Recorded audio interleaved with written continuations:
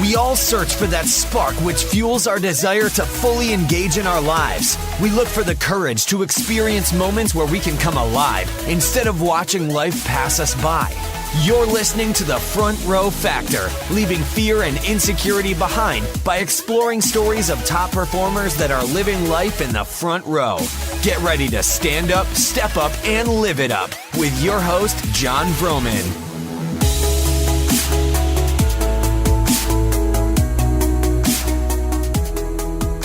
Hey, everybody. John Vroman here. Welcome to the Front Row Factor podcast. I'm super excited that you're here today because I'm talking to Ben Schemper, who is the co-founder and chief sales officer at Epic Impact. He's a great friend and an awesome dude. You're going to enjoy this show.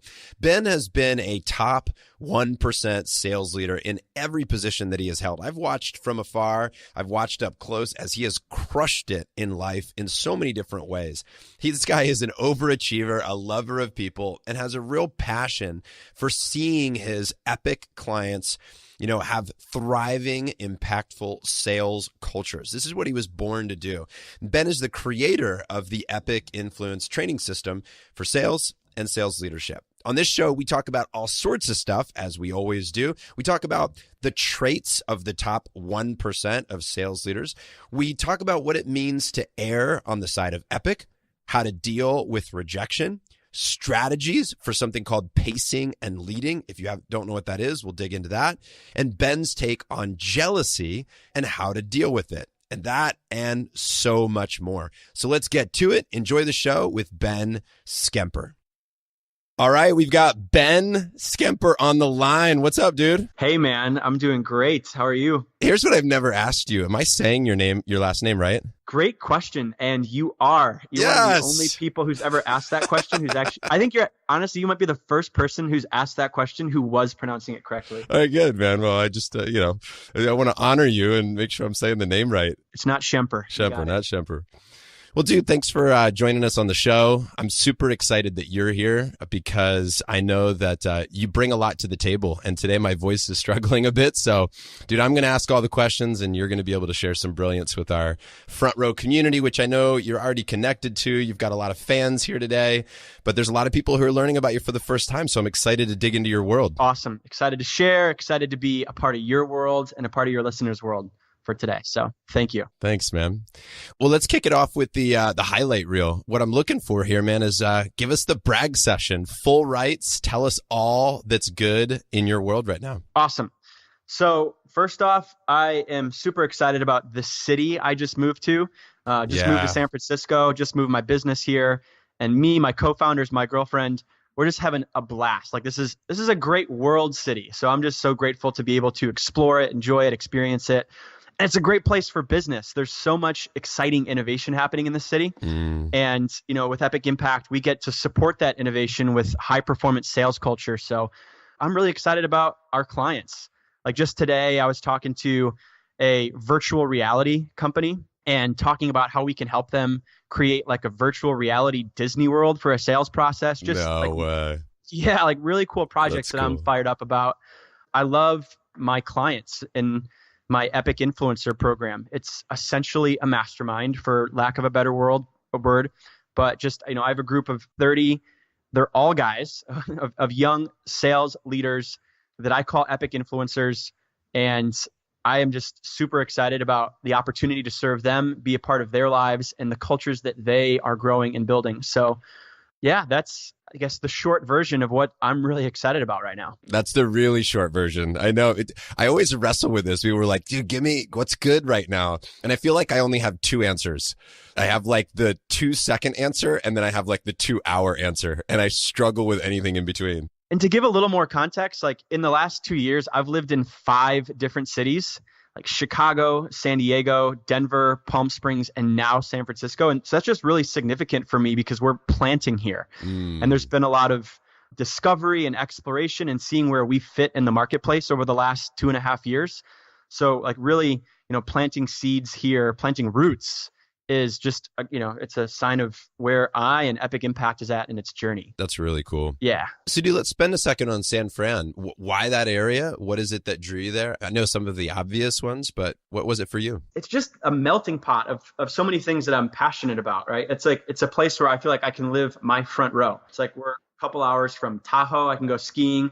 You got wine country, you got Big Sur not too far away, the redwood forests. See this beautiful nature close by.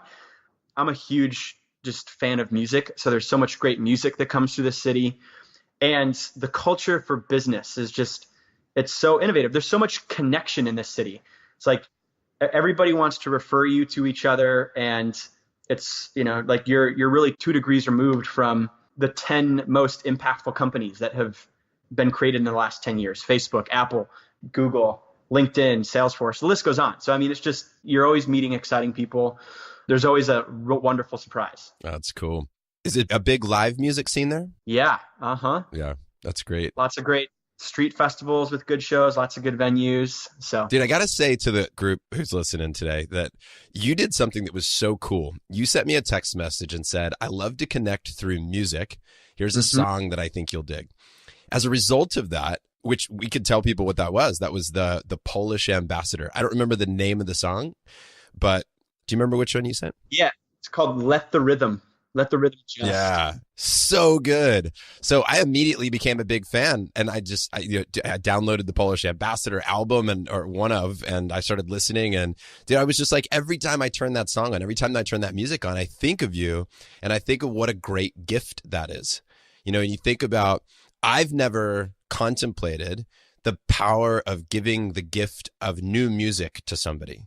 But you did that so brilliantly, and I just think that's such a creative way to connect. So thank you, and I hope people will do a little more of that after they listen today. My pleasure, and I'm glad you appreciate it. And I send my clients songs all the time. I'm like, hey, this song reminded me of you, and I create playlists for them. So just a passion of mine that I like to share. That's great. Dude, I love it, man. Keep them coming. I will always appreciate that. You know what? I'll make you a whole playlist. Yeah, that's cool. And I'm gonna start sharing them in the Front Row community, because I think that's just such a neat thing that we could bring to that group of people online. And I don't think that that's ever been done. I've never seen that anywhere, where it's like just a general flow of music suggestions coming in. I think that's really fun. Cool. Ben, let's talk a little bit about, and I know we've got time here to kind of unpack all these really exciting things going on for you. You mentioned the Epic influencers, and you said this is a group of about 30 guys. And tell us a little bit about what's going on with that, because I've seen pictures online of like trips to Belize, and I know people that are a part of your group, and they've been raving to me about how key this has been for them having their best year. Mm-hmm. So bravo to you. But dude, tell me more, because I know that you're traveling the world and you're helping people live epic lives. Take us a little deeper into that. For sure. So I'll start with a little backstory, which we can explore deeper because it's a big part of my front row moments that you mentioned earlier. And, like a couple years ago, as a 23-year-old, paid $120,000 to be a part of Tony Robbins' Platinum Partnership Program.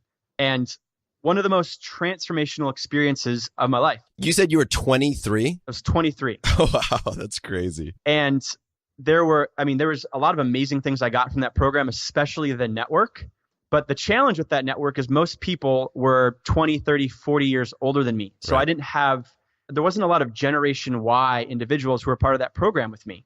So it really inspired me to want to create something that would have been even more relevant to me at the time if I had brothers, so to speak, because I had a lot of mentors that I gained in that time, but I didn't have as many, brothers and peers and, sisters that were at a similar age, at a similar stage than me. So I wanted to create something that was specifically for leaders in sales and, for individuals who are at a point where they were the top in their culture, they're the top in their company, and there's always more for them to learn. But at some point it becomes important to look outside of your company's culture for that, so you can expand beyond the container that you're in.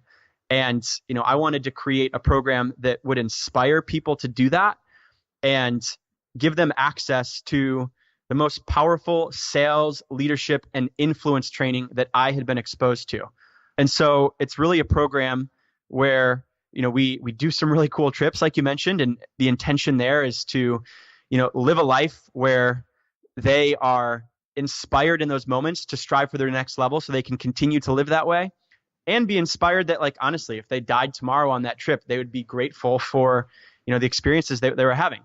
And then also in that program, build relationships with other leaders that, they can leverage to hold them accountable to a higher standard, hold them accountable to, visions of excellence, and be learning the tools for a salesperson of leadership and influence that's going to serve them along the way. So that's the Epic Influencer Program. And I love the group of guys who I have in it right now. That's so cool. Yeah, like I said, I know one of them, and we had a conversation weeks ago about his experience with it, and he's just blown away. So congrats. Thanks. I want to come back to all of what you're doing with Epic, but let's go to Ben's early life. Let's talk about, dude, you growing up. For those listening, just give us a little context about who you are, where you came from. So I grew up in Oak Park, Illinois, right outside of Chicago.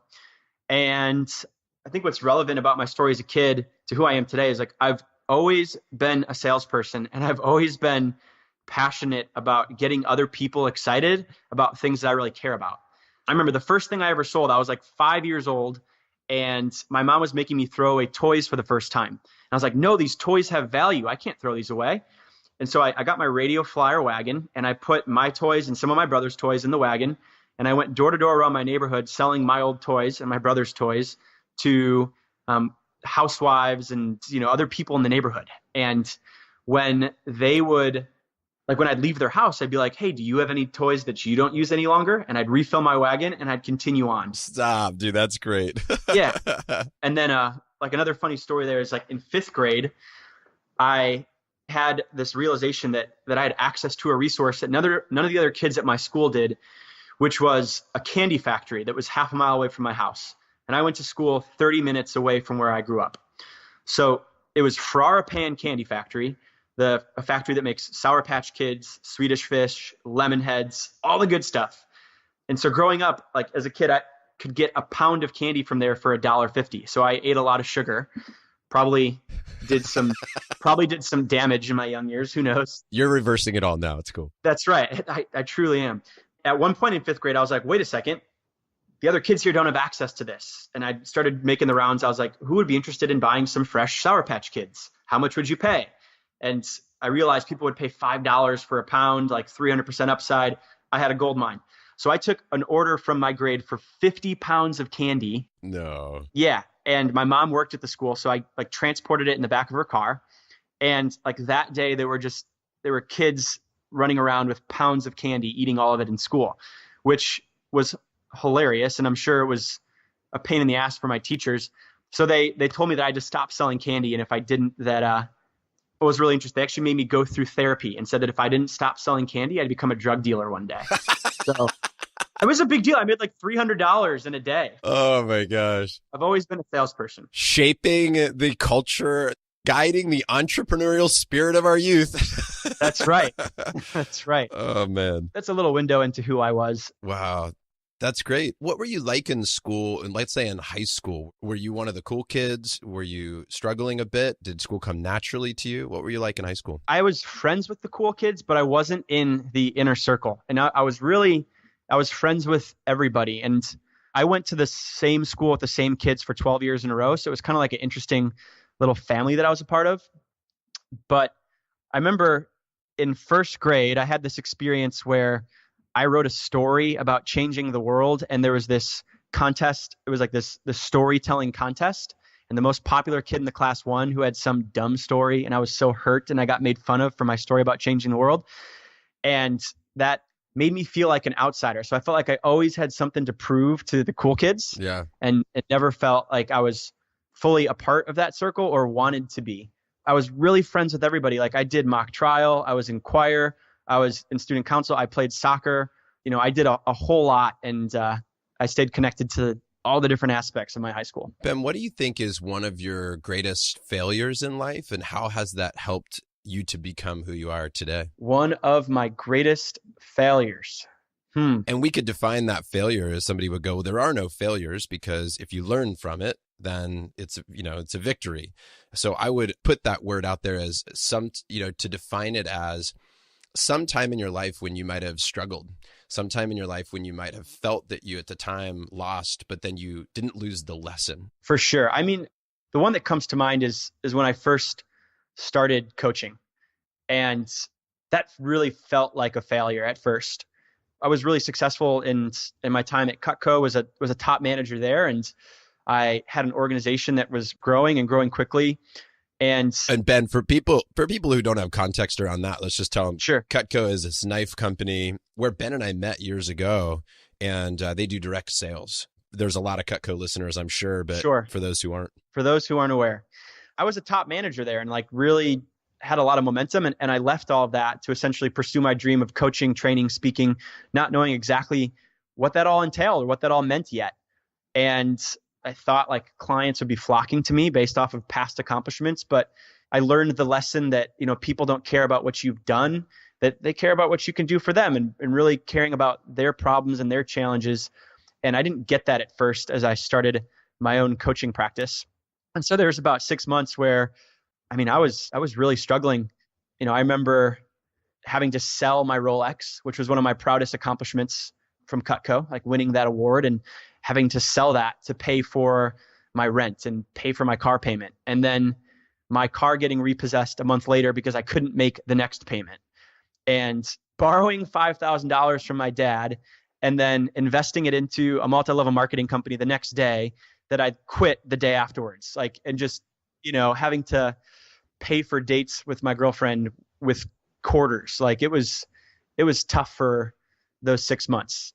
But in the process, I learned a ton about, really by necessity of, what the true needs were in the marketplace and who was the market that I could serve and who needed my help and what were the resources and the knowledge and wisdom that I had that, fit that need. Ben, how did you keep yourself focused? How did you keep yourself optimistic, positive, or fill in the blank there with whatever word? But when you were at that pivotal moment? Honestly, I wasn't. For a few months there, I was kind of in mind-numbing mode. I would, I had a few clients and I was playing this game called Civilization 5, a computer game, and I'd play it for about 100 hours per week. And then before my coaching calls, I would get myself in state and try to deliver an awesome call.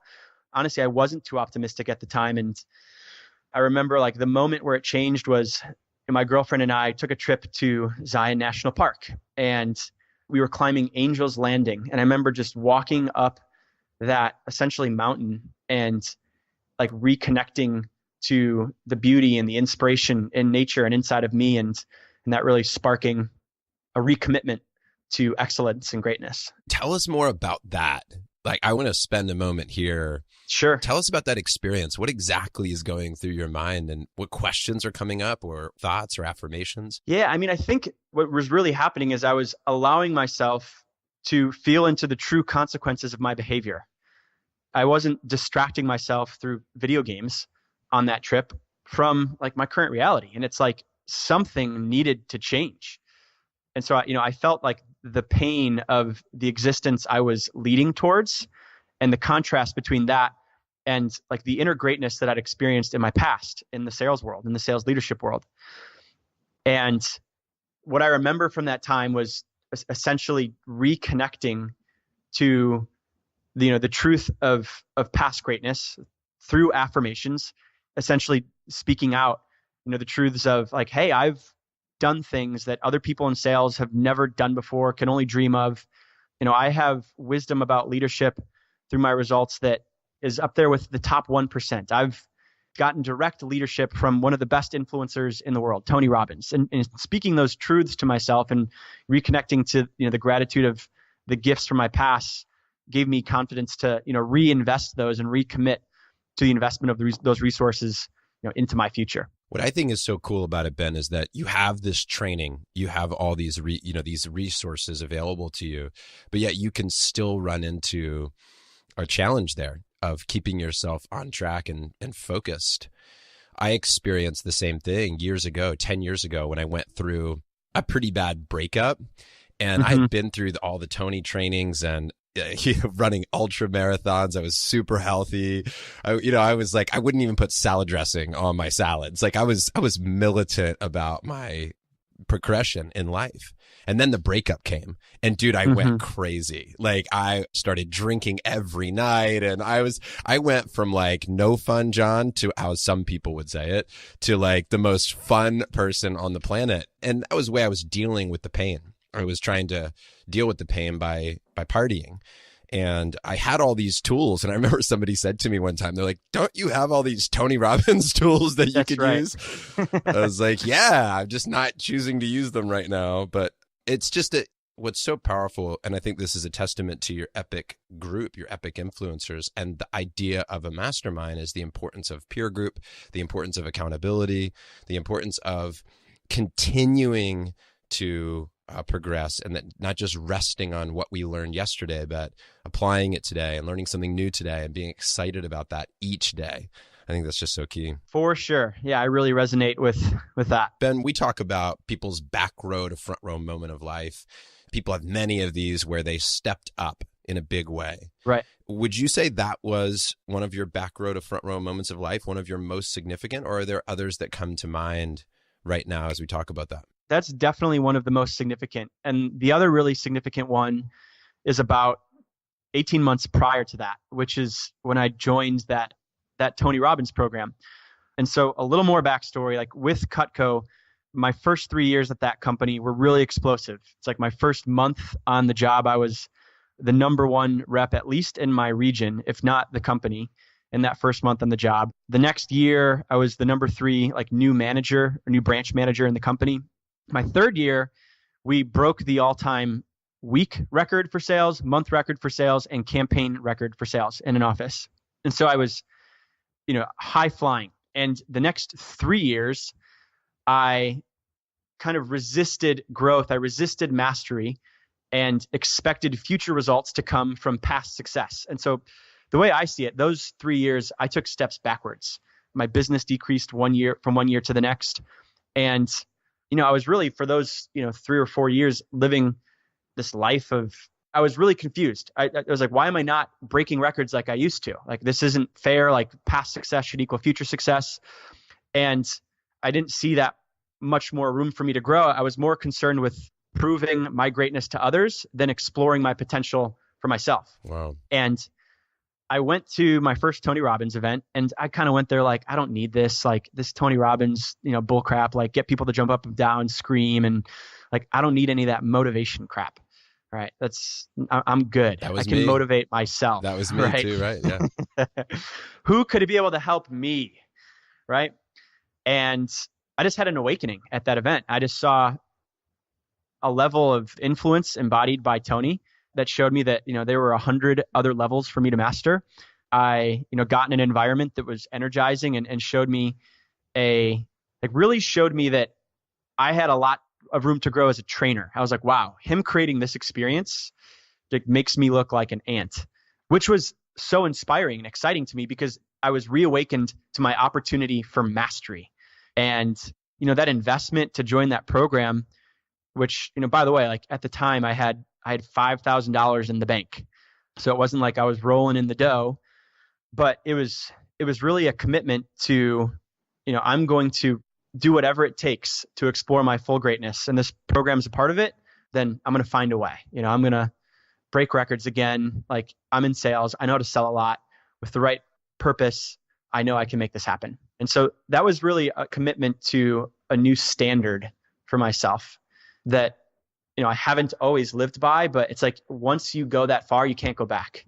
It's like that level of standard is always going to be with you. Dude, so let's talk about that for a second. So you invested into a $120,000 program when you had $5,000 in the bank. That's right.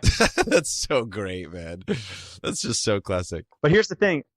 What's funny is so it was a $15,000 deposit to get started. So I had a credit card that was given to me in 2008 by Damien Scop when they were giving out credit cards before the collapse. I mean, I was 19 when they gave me that credit card with the $15,000 credit limit. And I was like, oh, must be destiny. Like, deposit, it's 15. And it's exactly the same. The limit on this credit card is 15. So let's go. Right. I'll figure it out from here. And that is so great. And here's the interesting thing. It's not as crazy maybe as it's even like for me, I was like, that's nuts. And then I thought, wait a minute, people do this with college all the time, right? For me at the time, I had just I was still in the process of paying off $200,000 of college. Wow. That was part of what allowed me to take that step. I was like, I was a religious studies major at a liberal arts school, and like, yeah, there's some great experiences and I'm grateful that I was there, but it didn't teach me the tools, the skill sets, the mastery that I need to make my North Star, to make my vision a reality. And I'll get so much more from this program than I did from those 4 years of college. Yeah. I'm kind of leading this a little bit because I have a personal story that I can relate to. But rather than telling the story, I want to ask you, do you think that there was an immediate shift in your life the minute you said yes to that program? For sure. Like, no doubt. I mean, I can't even explain to you why, but like going back home, it's like I could wake up at 5 a.m.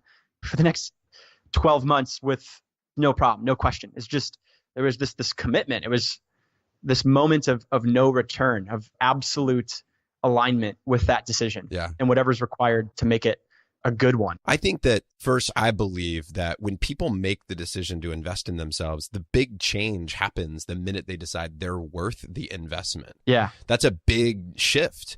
There's power in that. I remember my personal story was buying Tony's CDs back in like whatever it was, 2003, where I'm laying there in bed and $200 for these CDs. And I was like, oh, that's a lot of money. Right. And the biggest shift was I'm worth $200. That was the shift. That was when my life changed. The minute I decided I was worth $200 to find out if they're good CDs or not. And they were awesome, right?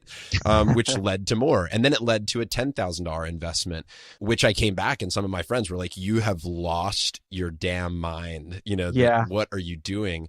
And when I look back on that, people say, do you regret? And I'd say, the only thing I regret is not doing this earlier in life. That'd be my only regret. Yep. Dude, I tip my hat to you because that takes real courage. And I think that for people listening, this idea of like natural talent, the idea of effort and hard work, and whether or not things come easy to people.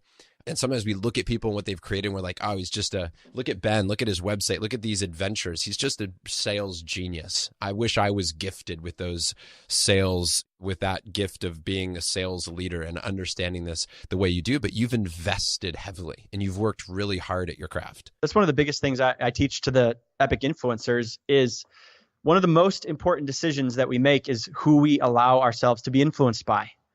Because we're all being influenced all the time. The question is, are you aware of who is influencing you? And do you have a high standard for who is influencing you? And it's one of the most important decisions that you can make is where you receive leadership from. Yep. So no doubt about that. And you've done that really well with your group. Let's talk a little bit about what you're doing for people these days. You're doing sales. Would I say you're doing sales training? Would that be an appropriate comment, or how would you phrase it? It's definitely an element of what I do. Yeah. And what we do at Epic Impact. When we work with an organization, we help them build a high performance sales culture, which means that we help them. We don't do the recruiting for them, but we do have partners who can do recruiting. But we will help them with the recruiting process. We will help them with their sales training. We will help them with their processes for sales leadership and their sales, I don't know if I said this, but sales processes. Yeah. So all those elements. And then on the other side with the epic influencers, it's really about, I'm passionate about creating a high performance culture.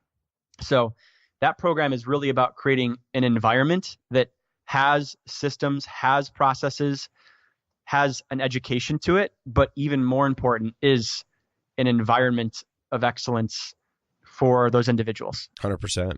Now, I know you worked with and around sales for a very long time. One of the things I know is that you've been able to identify the traits of the top 1% of the sales leaders. Can you break that down for us a little bit? Tell us about what are those traits? For sure. So to re-speak one, it's that top 1% influencers are highly aware of who and what is influencing them and have an extremely high standard for who and what they allow to influence them. That's one. Another trait is that they have a capacity to tell themselves the truth. I was talking to actually one of the top sales guys over here at Salesforce. And if any of your listeners don't know who Salesforce is, like Salesforce is probably the largest software company that's come about in the last 10 years. And I was talking to a guy who's the top sales guy out of 50 in his division.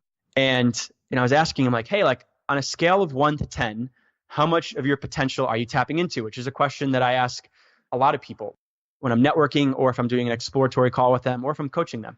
And, he's like, you know what? I'm the top guy in my division right now, but I really feel like I'm operating at a 5. And I'm getting all this recognition. I told my manager I'm operating at a 5, and they said that I'm crazy and I need to be easier on myself. But I know that the truth of what my potential is, that I'm cutting corners, and I'm not holding myself accountable to my 10. And that's a trait that I see time and time again, is just that honesty, that willingness to be honest with what someone's full potential is, that honesty that there is always another level of mastery, and the willingness to admit that and explore that. Let's take a second there on this one, the idea of truth. What is then the biggest lie that you see salespeople telling themselves? That I'm good. It's like, it's like, I'm good on that. I've got all that I need, and I've been there. Like I was there for a long time. When you are the number one guy or girl, or you're in that top tier, the only perspective that you have there is your greatness. And it's really important to appreciate your own greatness, but at the same time have the balance of an awareness and a perception of what's my next level of greatness. So how does somebody balance that, Ben? Because that's key right there, right? It's being confident and at the same time having humility and being open to learning. How does somebody strike that balance? That's such a funny question, because I feel that was a huge distinction, or a download, or a breakthrough for me when I learned that. It's like, I can have both. Yeah. I can be grateful for my greatness.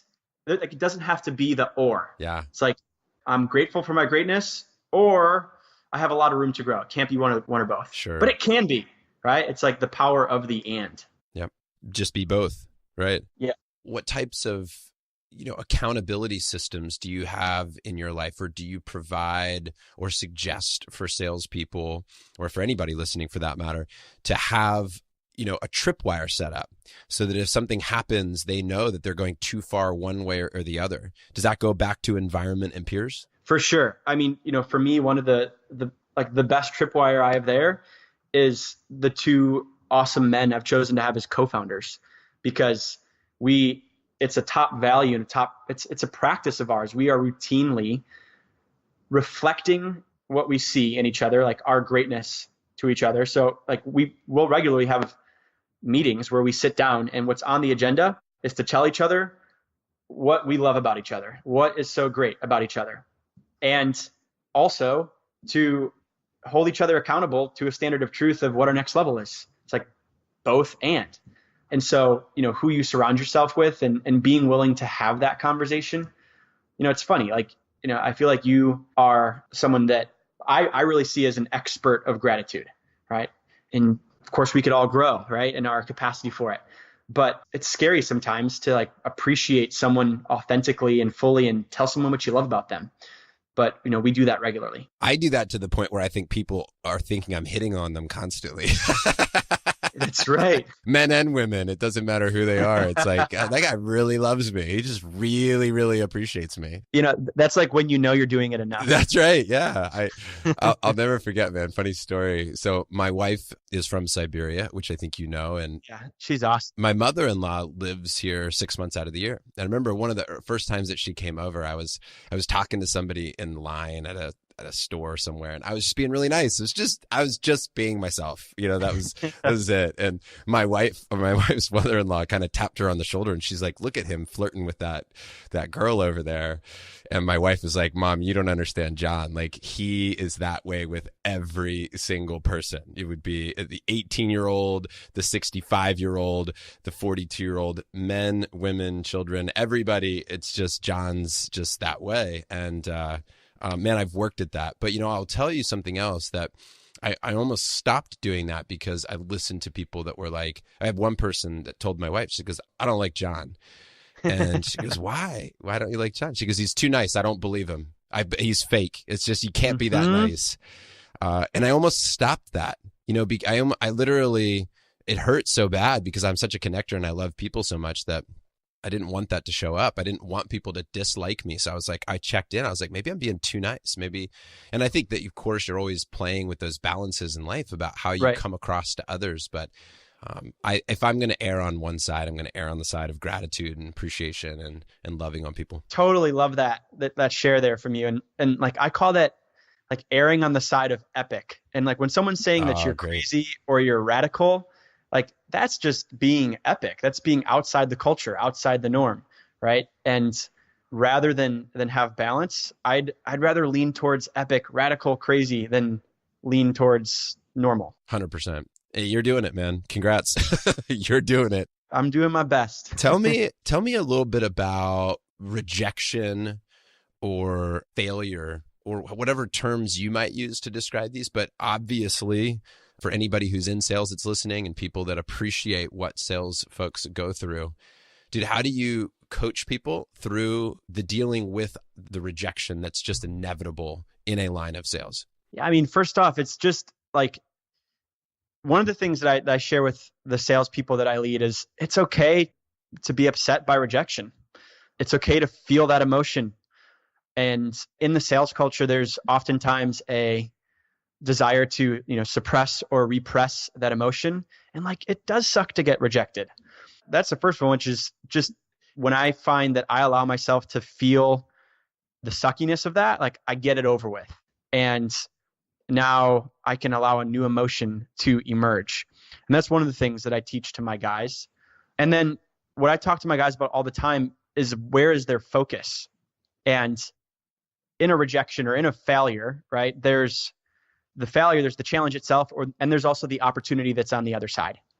And it's like, are you just asking yourself the question of what's the gift in this? And bringing your focus to the gift rather than the challenge. And do you find there's a right time to ask what's the gift in this? I know that this is very different in sales than it can be in life. I asked this, let me explain the backstory of why I'm asking this. Because in the charity, sometimes people have said in the past that when they're going through a life-threatening illness with a loved one, let's say, and people would say something like, hey, well, God will only give you what you can handle, or there's some good part of this, or there's a gift in the challenge here. And people don't want to hear that at that point. Right. So for people who are leading sales teams, right, and they're working with their sales force, what's an appropriate way for somebody to lead or manage others? Let's say when somebody has a rejection, to give them that space and that freedom to like feel it before they say, where's the gift in the challenge? Like, what's that? Where do you strike that balance? Great. I mean, and that gets into some, good content on influence itself, right? And to me, that's like pacing and leading, right? So to pace with someone is to meet them where they're at. That's to be in rapport with them. So that's to align with an individual. So from a leadership perspective, that's to align with them. Be like, hey, like, I'm sorry that happened to you. That sucks. I can see why you feel that way. Because when you appreciate where someone's at, whether it's as a leader or as a salesperson, they're now going to allow themselves to be influenced by you. Whereas if you are critical as a response, like, hey, you shouldn't feel that way. Like, you should be finding the gift right now. We don't respond to challenge that way in this culture, right? Then by you being critical with them, they'll be critical back to whatever leadership you're trying to deliver to them. Same thing with a customer. It's like, if you don't appreciate where they're at and what they're going through, they're not going to want to be influenced by you. So that's the first piece. And once you've paced with them, then you lead. And, as to the question of like, when is it appropriate to ask the question of what's the gift in this? I would ask that question and do ask that question every time about every challenge when someone brings it to me, but I just make sure to pace with them first. Yeah. And do you think that a lot of that is just feeling your way through it? It's just trial and error. Sometimes you'll be a little too quick. You didn't pace long enough. And sometimes you pace too long and you let them kind of sulk, a little bit too long. You think that's just experimentation? Yeah. It's really sensory acuity. And that comes down to like, do you feel the other person feeling your connection, feeling your intention, feeling your appreciation? Do they sigh? Do they give a physiological sign of that connection? Yeah. That's right. Let's talk about that for a second. Sensory acuity, that's powerful. So, and this is good for everybody, right? You could be a parent, you could be a teacher, a sales trainer, anybody who's working with others, and having awareness of what's going on is key. Can you unpack that idea a little bit? Give us maybe a couple takeaways. How could we practice our sensory acuity today? Great question. And pursuant to this topic we're talking about, like specifically with physiology, the way you build your sensory acuity is by practicing it. I remember Zach Wagner, one of my co-founders, and we did a trip to New York where we practice essentially building rapport for 2 days straight. And we just walked around the city of New York and we matched, mirrored, and paced with different individuals around the city. Some Germans in a coffee shop, New Yorkers in the upper stands at a Knicks game, shouting out insults at the opposing team. And we paced, mirrored, and matched with them and just paid attention to and really practiced when do we feel the physiological signs of rapport or of a connection with the individuals. So we called it a mimic, mirroring, and matching immersion, where we did nothing but practice that for 2 days. That's cool, man. And that really helped us build our sensory acuity. Dude, Ben, that's like one of my favorite parts of this interview right there, man. Because I could just see it. I could just picture it. I could see you like at a game and there's fans that are screaming, yeah, and you're just like doing the exact same thing. And they're like, yeah, you're with me. You're my brother. So I won't share all the secrets, but for my program, the next trip that we're doing, that's going to be a main component of the trip itself, is doing that with the local culture. That's so great, man. That's just great. Can you tell us, you can't say where you're going because it's a surprise to them at this point. Oh, so cool. I can't. Yeah. Cool. All right, man. Dude, if you need somebody to carry your bags, I'm your guy. Hey, I'm open to that conversation. That's Not the awesome. bags, but maybe as a guest. Let me talk about celebration for a moment. One of the big themes, as you know, Ben, with the front row is celebration. Mm-hmm. And I think you could define that in a lot of different ways. It could be illuminating what's right. Celebrating could be amplifying the good. These are terms that we use regularly. And celebration, I think, is a way of showing gratitude or appreciation for something. Mm-hmm. So how do you celebrate life personally? Wow. What a deep and good question. And, for me, that's exploring the variety of life. It's like I've actually recently made a shift where one of my top values is inspiration. So it wasn't on my list before, but I had an awareness just in the past month where I was like, that's something I really value. And I want to be a key component of my daily life, my weekly life, et cetera. And, on one end, there's nothing that inspires me more than service. There's nothing that inspires me more than being aligned with my mission. But if I'm doing that, and I can work 120-hour week, but if I do that, I will not feel inspired and I won't feel like celebrating much at the end of the week. So it's about that variety. Like celebrating life to me is playing pickup basketball at the YMCA Monday, Wednesday, Friday, and morning with just a group of characters that I can enjoy. It's longboarding from my beautiful apartment 4 blocks away to my office. So I get to, skateboard to work. It's going to shows at least once a month. It's being out in nature. It's, making time for an amazing date, exploring the city with my awesome girlfriend, Cassie. It's just allowing for all those different elements of my life that I'm passionate about and like getting to experience that on a daily and weekly basis. I have moments where I can, really appreciate life and celebrate in that moment. It's listening to music that I love, and being like, I freaking love this song right here. That's awesome. Like that to me is a moment of celebration. So we're about 40-ish minutes in here. Cool. And let's imagine that you've told your girlfriend, Cassie, that you spoke about her at minute 40 in this podcast. In just a minute or so, let's say 30 to 60 seconds. Let's celebrate Cassie. What would you like Cassie to know about her? How do you feel about her?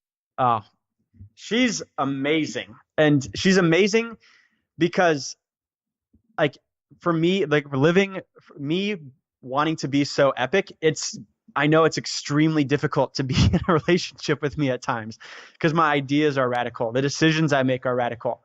And, what I appreciate about her most is just how much she loves me for all of that. Like, I feel more accepted, more seen, more appreciated for who I truly am, and by her than anybody else. It's like she's so wise in what and who she sees in me. That's the greatest thing that I appreciate her for. And a close second is that she slows me down. Like, she really helps me get present. She has an amazing gift to just enjoy the moment, enjoy the experience. We're out to eat and she'll enjoy every single bite of a delicious meal. That's cool. And that inspires me and helps me slow down to, appreciate and celebrate the little things too. Wow. Hey, that's great, man. Well, I'm super happy for you guys. How long have you been together now? So we have been together for almost 4 years. The first 2 years were long distance, and then we started moving around the country together. That's so great. Well, that's awesome. I look forward to hanging out with you both, man, in San Fran sometime soon. Yes, let's make it happen. I want to ask you another question here, Ben, if I can get you for maybe another 10 minutes here, dude. You've got me. I could talk to you forever, brother. You've got great things to offer here. And this is wisdom that you have accumulated, I know, by experience of life. And also, as we talked about, you're a guy who likes to learn from others. So this has just been tremendous. I've valued this time with you so far so much. Let me ask you, do you get jealous of other people? And if you do, how do you deal with that? Yeah, so I do, as much as I hate to say it. But yeah, I do.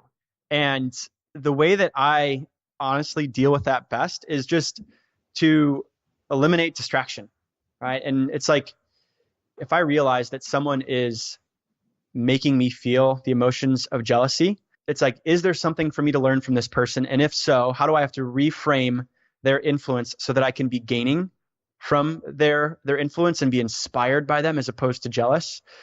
And, if not, like, there are a lot of people out there that are much more successful than myself that, like, I just don't care to be influenced by. And if that's the case, it's like, unfollow, like, remove them from my sphere of influence so that I'm not being distracted by them. I'm not allowing them to, enter my emotions or enter my awareness. Like, I have that choice. Because I'm guessing that when you are 23 years old and invest 120 grand to go play with the platinum partners, that you've got to be surrounded. I mean, the idea of, surround yourself with people that you want to aspire to be like feels great to say, like, let me go play with all these people.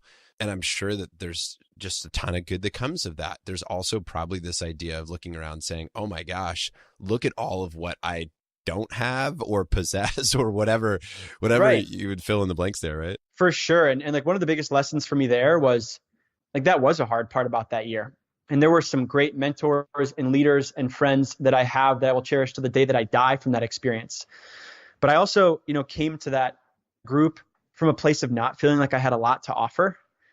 And, like, one shift from that I think also helps with jealousy is, also being in relationships where I do know that I have a lot to offer. And of course, there's something that I can offer to every relationship, but relationships where that's really clear and there's a lot of leverage, and I know I'm going to get a return on that investment of adding value there, placing myself in those situations really amplify my own confidence. And that's what I would say is kind of the antithesis to jealousy. I want to remind everybody listening that what you always have to offer is a good question. And I want everybody listening to remember that the best questions to ask are the ones that other people want answers to.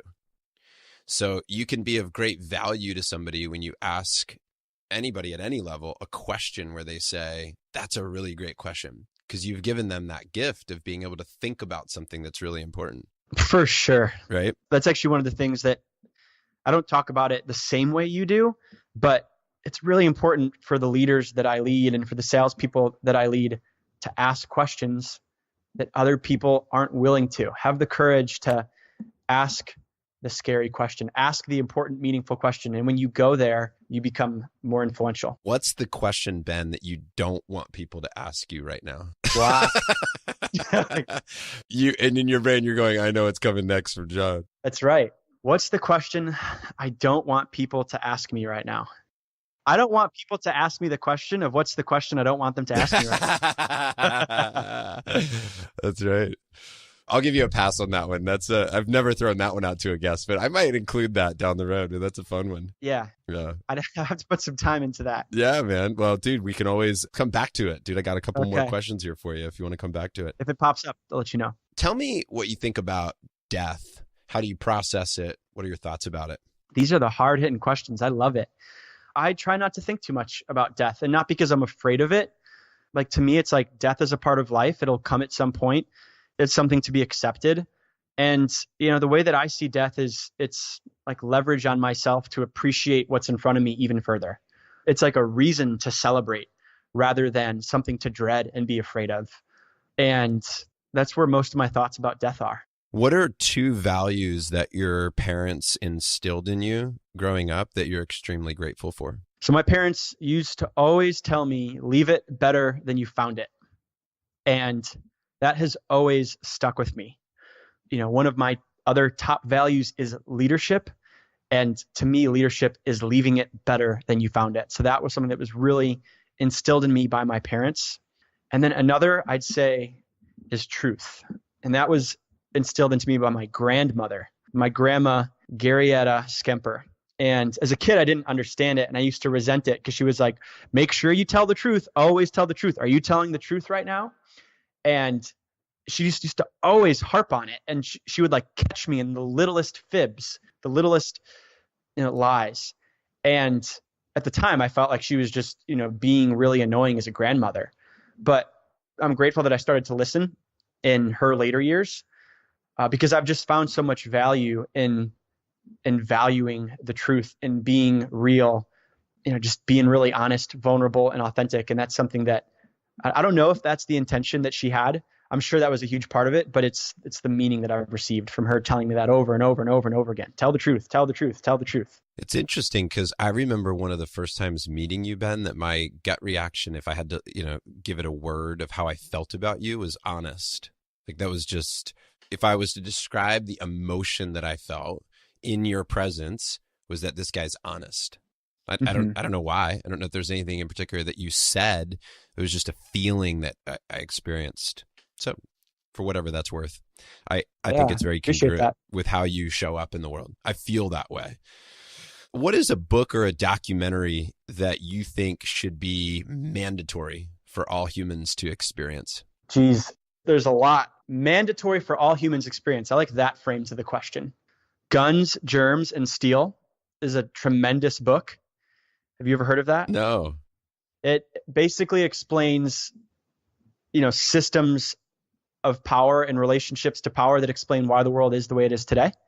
Guns, Germs, and Steel, and how those have influenced the progression of history. I think it really gives people a capacity for empathy and understanding different cultures. It's like reading the religious texts, or at least religious passages from all major religions. I was a religious studies major in college, and the greatest gift of that to me was empathy for the wisdom and the intelligence in human culture. And I see religion, holding a lot of wisdom, no matter what the religion is, across all of humanity. So I think that just gives people, this is a time in human history where it's important for humans to have empathy and really leverage what technology can do for us and allowing us to connect globally. But that requires a curiosity about other cultures. So that's the answer I'm inspired to give to that question. Do you have a personal mantra or a favorite quote? Yes, I do. It was actually delivered to me by a mentor of mine whose name is Donnie Epstein, who has a very interesting story in his own right. But there was a moment, actually my final Platinum Partnership event, where it was my first date with Destiny. I know that you've been to that event, I think several times. And I was in, and I'll just share the story. So I was in one of the most powerful moments of my life when I heard this quote. But I was having this visualization essentially where actually the first part of the visualization was the inspiration for the Epic Influencer program. I saw myself leading millions of people and then leading a group of core individuals on adventures around the world where they were, growing and influencing each other to be in alignment with their greatness. And then I saw this vision of like a futuristic society of humanity where there was total harmony between humans, technology and nature. It was like this image of a mountain valley with futuristic tree forts, kind of like an Ewok village, but the tree houses had lots of technology in them. And then right after that, I saw this vision of planet Earth on fire. And it was just total destruction. There was a woman with a baby crying, like running away from a burning building. And at the end of that visualization, I was just totally confused because the first two segments were completely inspiring. And the last one was my greatest fear. And so I went to this man, Donnie Epstein, and, without going in too much to his story, he has this ability to essentially see emotion and see energy. And before I could even ask him my full question, he looks at me and he says these words, and this is the quote that I strive to live by. And he said it with his eyes more than he said it with his words, but it was, I only work with and consider the energy of transformation. And that always stuck with me. And I was coming to him from a place of total fear. And instead of letting me ask the question, he just gave me that response as the answer that I needed. So say it again. I only work with and consider the energy of total transformation. I only work with and consider the energy of transformation. That's great. For somebody listening, if you said, let me break that down, what that really means is what? Progress is always available to you, right? Like Tony talks about, what you don't want is always available, and so is what you do want and progress towards it. And that's really just a choice. I talk about a game, and the game is your left hand has what you don't want in it. Your right hand has what you do want. How much time can you spend looking at your right hand? And, without going too much into that, there is time where it's important and valuable to know what you don't want, because that contrast reveals what you do want. But that's really the meaning of that quote. And that message to me is transformation towards what you want is always available to you if you just have the courage, the determination, and the commitment to bring your focus there. In one word, Ben, this would be tough, but in the end, when it's all said and done, what do you want to be most remembered for? Only one word. Inspiration. And on a fun note here, what's one live event that you most want to see front row? Ooh, I love that question. Can I give 3? Yeah, sure, man. Totally. Yeah, that's the epic way to answer that question. Yeah. I would love to see Rage Against the Machine front row. Awesome. If they ever tour again. LCD Sound System and Bass Nectar front row. Cool. I don't know the last two, but I'll have to check them out. That's great. Oh, actually, I do know the second one. I think that was one of the songs you sent me. That is. Very cool, man. I know we're out of time here, and I got to get you back to your epic life, Ben. I want to thank you for your time. Is there any final thoughts you have for our front row community? Yeah, my final thoughts are, first off, just thank you to you for having me on your podcast and being able to share with your audience today. I'm a huge fan of this community and what you're doing, John. And I shared this with you before, like the steps that you've taken over the last 10 years of your life, or I've had an awareness of you for, I guess, about 10 years at this point. But just, you've been a model, and there's decisions that you've made and things that you've done that like influence me. So thank you to you and to this community. I want to just appreciate you as a leader for them to receive influence by. Like I said on this podcast, one of the most important decisions is who you allow to influence you.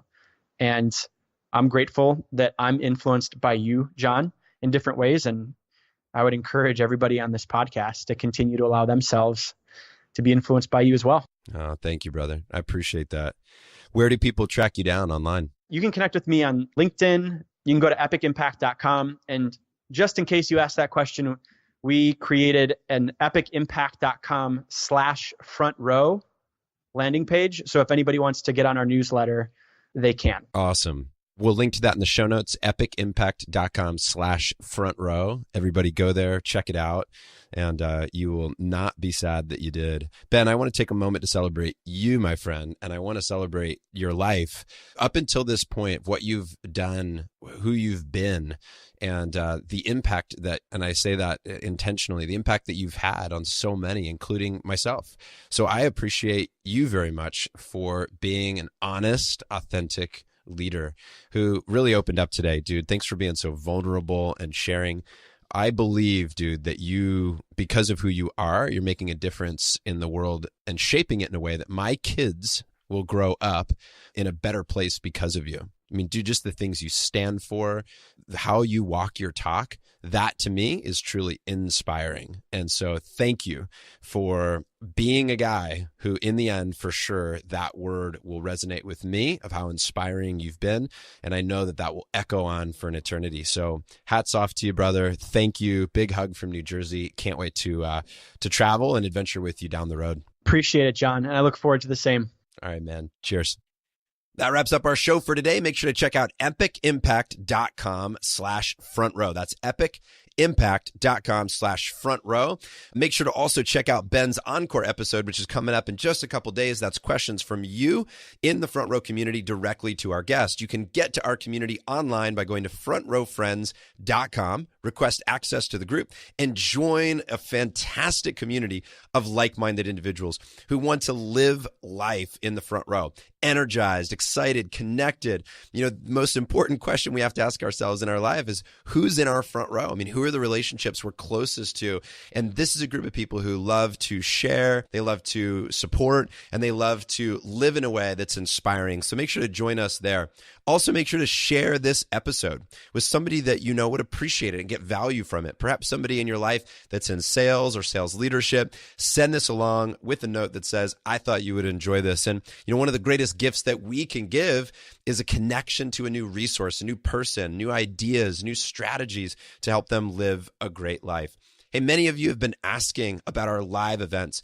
We do have 2 events that we're offering right now. One is the Speaker Trainer Experience. This is sold out the last 2 times we've done it. You can join our wait list at speakertrainerexperience.com. There's a short video there. You can learn all about how to become a professional paid speaker or trainer. If you're somebody that wants to get into that line of work, or somebody that's in that line of work already and looking to take your skill set to the next level, check out that website. And we would love to have you join us at our next live event. We also have a dad's retreat coming up this fall. It's an invite only small group. You can apply for that by simply sending us an email to info@frontrowglobal.com. Let us know that's something that you're interested in, and then we'll let you know how to apply to attend that dad's retreat. And finally, catch me on all the social media sites that you can track me down on at John Vroman. That's at JONVROMAN.